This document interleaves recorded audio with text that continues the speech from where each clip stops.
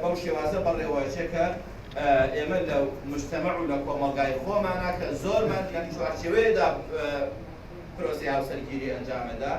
پێکهاتەی ئەرمەنی لە وڵاتی تورکیایە کردیان بەشێکی کورد بەشداری ئەوەی کرد بەڵام ئەوانە سوارەی خەنیدی بوو پاشماوەی ئەنساروی ئیسلام و پاشماوەی ڕێکخراوە ئیرهابیەکانی داعش و ئەوانە ڕژێمی فاشستی تورکیا دیسان بە ئاگر و ئاسن و پێشکەوتوترین چەکی گرنگی ئەم چۆنە دانیشتن و ئەم کۆبوونانە لەوەیە کە ئێمە وەکو ئەنجومەنی یەکبوونی کۆمەڵاتی بووینەتە پردێکی پەیوەندی لە نێوان هەموو پێکاتەکانە ئەو پێکاتانەی کە زۆربەی خەڵک ئاشنانیە پێیان و بۆ خۆشیان خودی خۆشان پێکاتەکان ئاشنانین بە یەکتری یاخود نانوێ ئاشنایەتی لەگەڵ یەکتریا پەیا بکەن و دۆستایەتی لە نزیکەوە بە یەکەوە دروست بکەن. کە تێکەڵ بوون بۆنە مناسبەکانی یەکتریان بچۆینەوە لە بینی مسلمان و مەسیحیان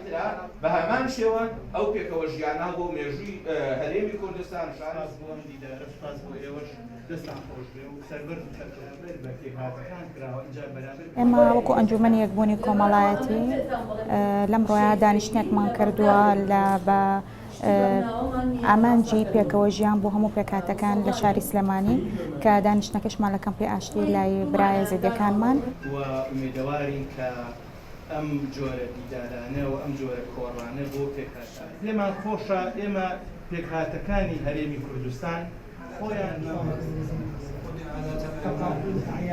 زیارەت لە زیارەتنا شێخ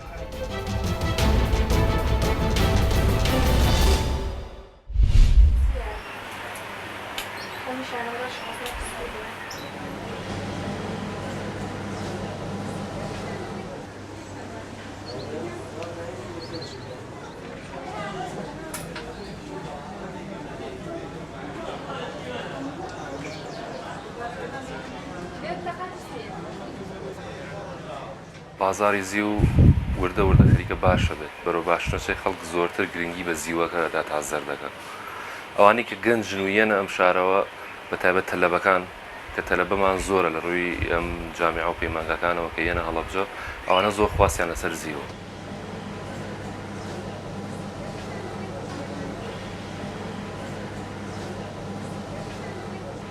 زیو بە نیسبەت کاتی ئێستاوە بەڕاستی بازارێکی باشەیە بەڵام وەکو بازار بە ئام بە شێوێکی گشتی بازارێکی وەستاو هەیە سا لە هەرێمی کوردستانە خۆتان نەزان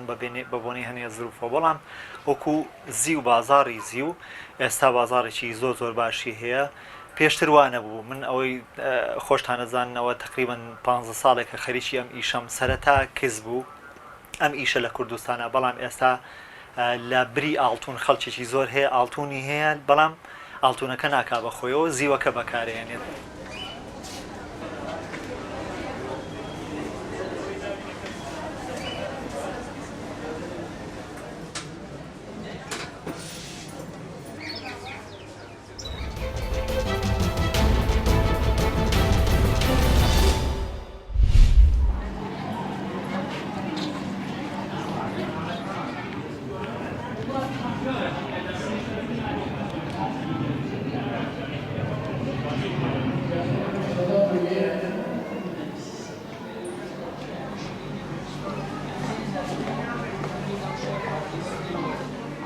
ئەم ڕاستە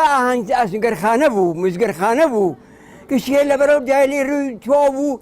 ئیسا ئەدەی گاتین کریانە ئەبزاد فرۆشتی نەخۆشم نەوە 4 ساڵ عمر بە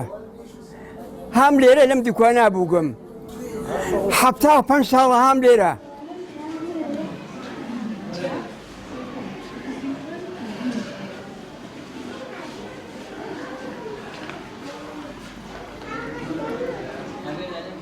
باوکمیش 71 و 35 ساڵە بازاری من خۆی قبلە ناوی هیچ خاتر گەورەی بیون و بەدایەمە هاتین تەمیری کردوون و قەدەمەتە قەیدیزیایی دیدی هەر هەتی شابات ئەم خۆی درستی کردیە وەڵا هەرا وجودێت هەر بەستەڵا بازار لەو تەرەفەوە یەکی میشەس و بەستەڵا هیچ شتێ دیدەنیگە